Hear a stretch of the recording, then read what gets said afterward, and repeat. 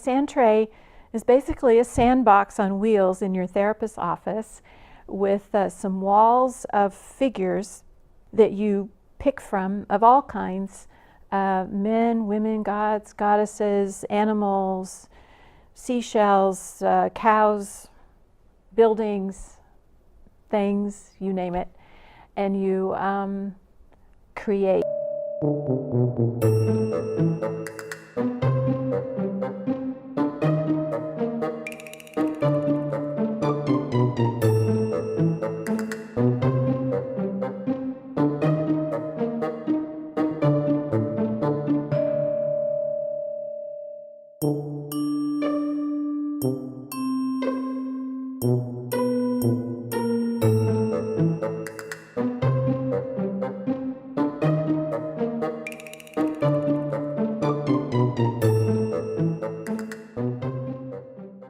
We're trying to get at something that's what the dream level gets at, for instance. When people dream, they dream in something like these stories of these different figures that are not me, and maybe I've never even thought of such a figure, but here it is, and who is that?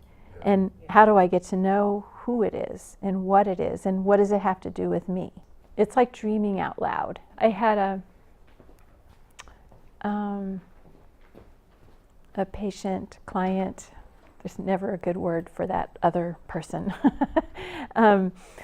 who worked for a long time on how to find her voice and how to stand up to people who were taking advantage of her.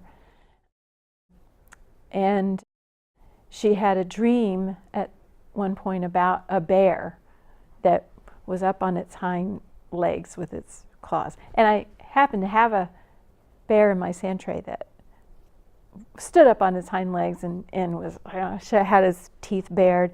She loved that figure, and she borrowed it to take to a meeting with lawyers and with these, to settle a situation that where she had been treated unfairly, and she had it in her pocket, so that she didn't have to get, she didn't have to disappear, and she also didn't have to act like the bear. She just had that power in her. The human imagination has found ways to use sand for healing or rejuvenation since at least ancient times, especially in Egypt, Rome, and Greece. Today it is still in use, especially in Egypt and Japan, where individuals spend time buried often to their necks in the sand. Heated sand warms the body into a sweat that flushes out toxins, accelerates the movement of oxygen, and normalizes metabolism in the skin.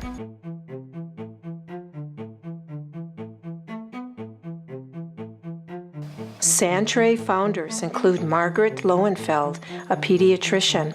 Her inspiration to bring play into the therapeutic arena came from Floor Games, a 1911 book by H.G. Wells, which influenced her as a child. Floor Games is a kind of how-to for parents to set up floor space for children to imaginatively create worlds using miniature objects, people, and places. For Lowenfeld, the use of the sand tray, which she named the world technique, provided the bridge between the child's way of viewing the world and her role as a doctor. Behind the technique lies the belief that play is an essential activity in a child's development, and the scenes reflect the child's feelings and ideas, which are then shared with the therapist. Dora Kelf, a Jungian psychoanalyst and a student and colleague of Carl Jung, was urged by Jung to study with Lowenfeld to understand how the technique worked. Kelf followed through and after several years adapted the technique using Jungian principles. She changed the therapist's roles to that of a witness who never interferes or directs the client. Both techniques, still in popular use today, agree that the use of the sand tray gives both client and therapist access to the unconscious.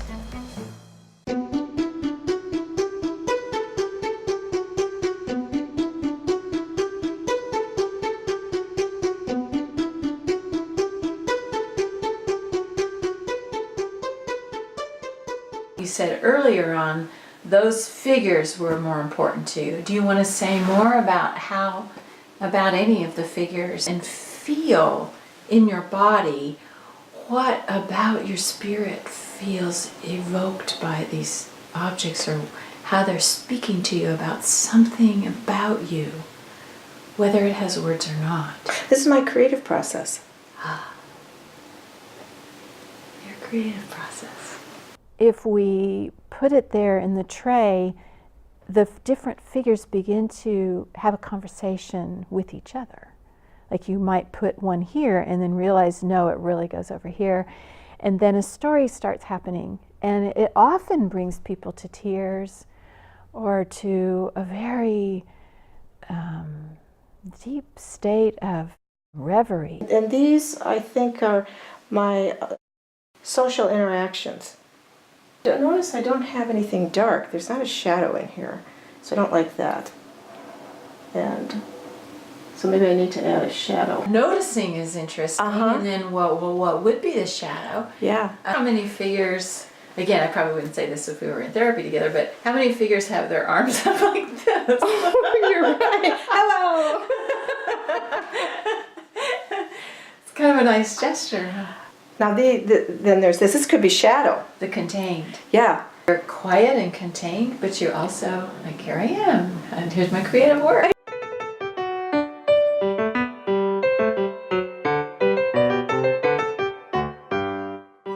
There are people who are extremely high functioning, who are deeply interested in understanding who and what they are, understanding the depths of the psyche. And so it's not that things are going poorly for them in life particularly, it's just that there's more to know, and perhaps they're being called to go more deeply in because they themselves are in service to others. I have a number of therapists in my practice, and I have artists in my practice, and I have musicians in my practice. And for some people are simply called into that deeper inquiry, who need to go sometimes all out and do whatever they need to do to get to the bottom of things.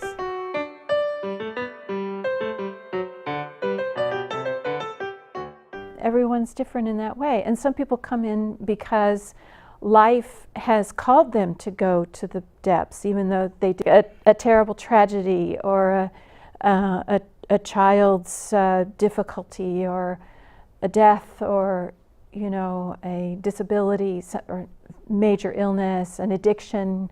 Addictions are great calls to the depths. Since all colors are vibrations, color therapy, more formally called chromotherapy, is a vibrational technique. Its application is believed to influence a person's physical or mental health in order to bring the body or mind into balance.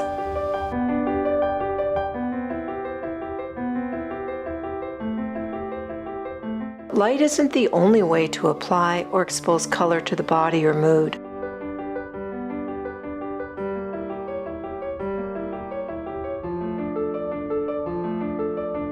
The choice of color and how the color is applied is key to healing or well-being.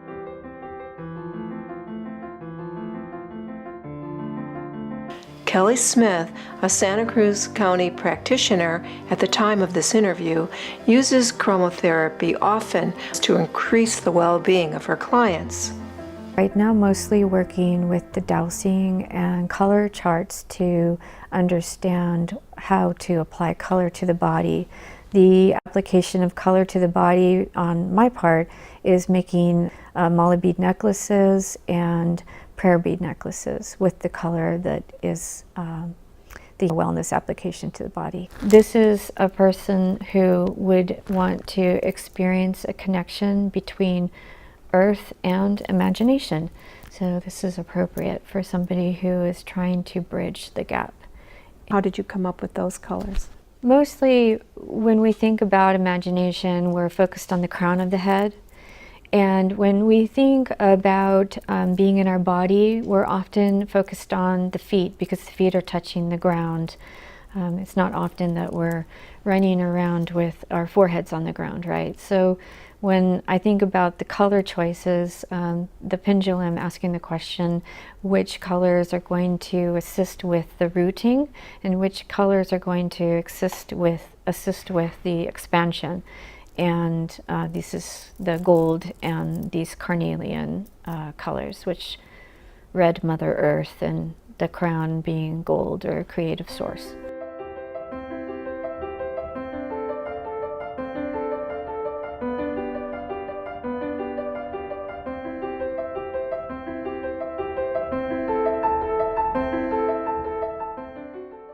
While the act of dowsing probably goes back to ancient times, its more modern usage involves use of an instrument, such as a pendulum or a stick, to find lost or hidden things, such as water.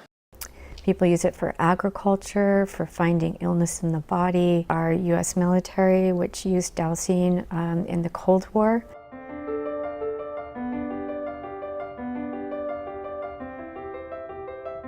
We've always used tools for assistance. The great thing about the human mind is that we actually, much of what we do as dowsers, we don't really need a tool. But the tool somehow brings the kinesthetic activity, brings it into our real world, and is that much more believable. Because for most people, seeing is believing. This is a combination of colors that would be for somebody who is attempting to open their feminine side, looking to be more in touch with their mother, the sort of the soft mother, or the womb and the goddess. Who came up with the correspondences between the colors and their application? Is that just a process that's developed over time? Right. There are so many different modalities of chromotherapy out there in the history of it, but there are certain core elements to color application that bring feelings or bring vibrations. Every color has a vibration. So what I'm doing is using my pendulum to create these based on the question, which colors are going to support or nurture a woman who is trying to get in touch with her feminine side. And in addition, I have coded the way the bead sequence is. I have coded in certain numerical radionics codes, which have meaning, like harmony, peace, joy, love. So the beads are strung in that particular order. And where do those codes originate? And there are so many different radionics masters that have done the research and created volumes of radionics codes.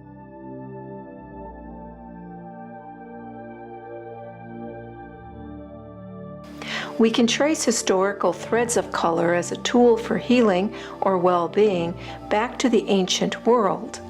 Records show the Assyrians, Babylonians, Egyptians, Persians, Indians, Romans, Greeks, Mayans, and Chinese all used different forms of color in addition to light in healing practices. The Egyptians were the first civilization to research color healing. They created color halls within their great temples, as did the Greeks and the Chinese. There are accounts of Egyptian papyrus dated in 1550 BC that explains how certain colors are important to disease and the application of color. Egyptians actually used pigment to create paints, which they painted along hallways, and they worked with gemstones and crystals in their healing.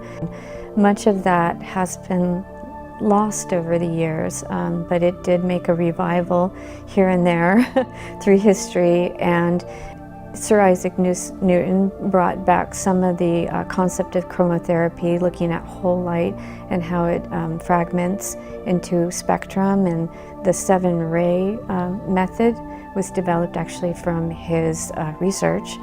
With the advent of modern medicine, artists and poets kept the notion of color as a healer alive.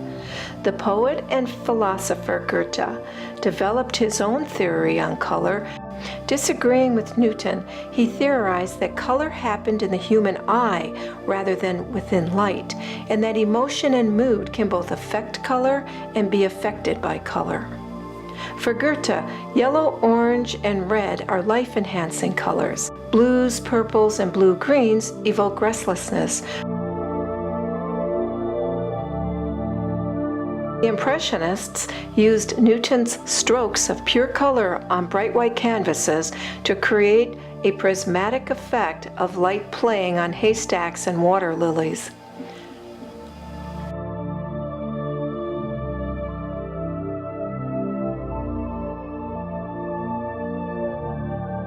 Henri Matisse and André Derain did each other's portraits by using colors inspired by Goethe to express the emotions of the artist.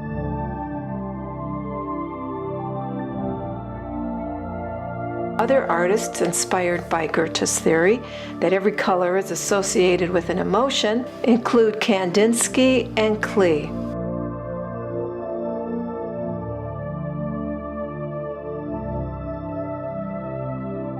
Modern day hospitals paint hospitals certain colors in order to bring about well-being, affect the emotions, happiness. It's especially prevalent in children's hospital wards.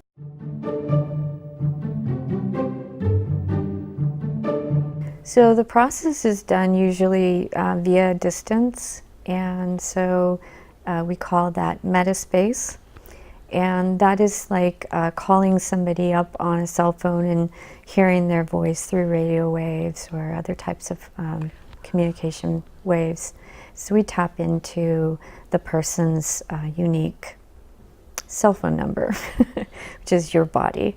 And once we tap into the unique frequency of the person's body, we've made a little handshake, then we can start the process of asking the questions.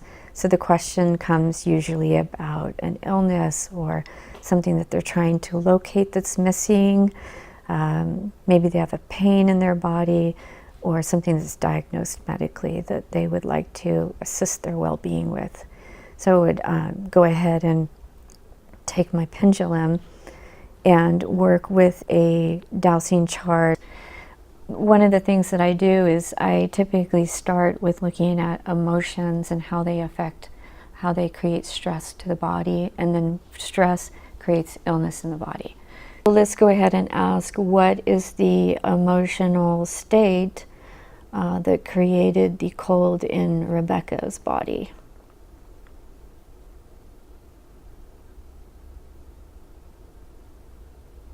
And the circling is an aspect of it actually moving with its own divine nature, and it will move itself to make a selection. The answer to that particular question, the stress was that there was a depletion in the energy of appreciation and value, and that is what brought on the illness or created an immune system dysfunction that allowed the virus to get into the body. That's green, well-being color to apply to the body. However, being that every body is unique, I actually ask the body of my client, and this is opening the gate of the subconscious so that the unconscious world of that person can pour through and give some guidance. And this is what mystics will say is the God source of the self. And so we're asking the God source of the self to help guide the vehicle, the earth suit, the body, in making choices, rather than the programmed ideas that we have about color. And the programmed ideas about color can be cultural, they can be based on experiences in childhood and memories. For example, the idea of blood, if you had a traumatic injury or witnessed it, you may actually not appreciate the color red because there's a subconscious trauma being held. Other people love the color red because they have other experiences with red. It makes them feel powerful. So what I would do is I would take a more complex color wheel, but in this case we'll use this color wheel as an example and we say what color is most suited to apply to Rebecca's body for well-being.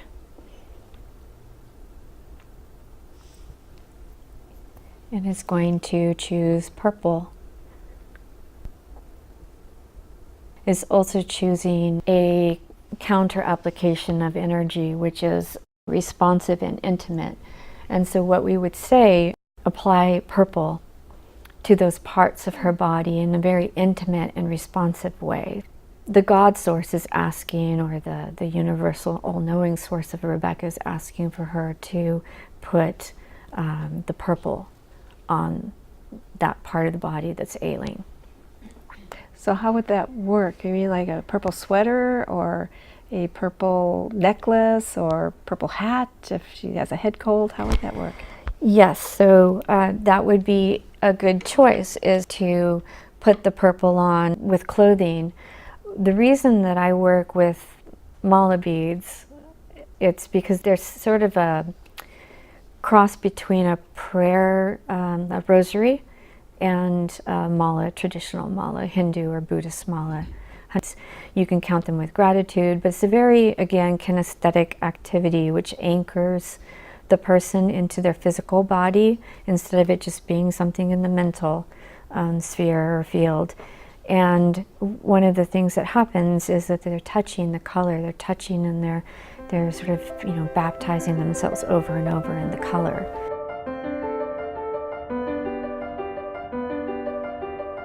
Some cultures combine sand and color. Diverse cultures, such as the Tibetan Buddhist monks and Navajo Native Americans, have used colored sand in healing rituals. In Tibetan Buddhism, the mandala is thought of as a colored power. Traditionally, the colors blue, green, red, yellow, and white represent the 5 Buddhas. The mandala, representing the world in a divine state, is designed to transmit positive energies. Many groups create mandalas based on the Buddhist tradition. In general, colors are often chosen based on the type of meditation. For example, yellow represents wisdom and laughter, green means physical health and love and respect for nature, white is for focus. In the Navajo tradition, a medicine person leads a ceremony in which sand paintings are used to return the world to a state of balance and beauty. Individuals are cured with sand paintings, often with accompanying herbs and charts. The sick person is put inside the painting or on the ground, and the painting can be created around the individual. What do mandalas, sand paintings, and the sand tray have in common, besides tools for healing and well-being? Each one is dismantled when the session ends. In the Navajo tradition, the design of the sand painting is carefully erased, and the sand itself is removed and taken to a location determined by the medicine person.